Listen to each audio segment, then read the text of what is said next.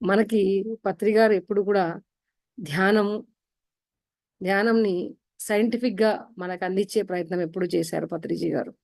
So, అదే విధంగా ఈరోజు ఈవెన్ నవరాత్రుల సందర్భంగా మనము ఈ నవరాత్రుల్లో అమ్మవారిని 9 పేర్లతో పిలుచుకుంటూ 9 రోజులు పూజలు చేసుకుంటాం.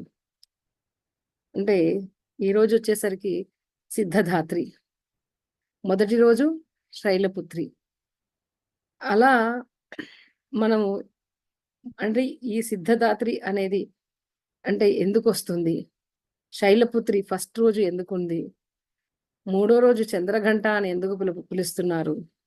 ఐదో రోజు స్కందమాత అని ఎందుకన్నారు?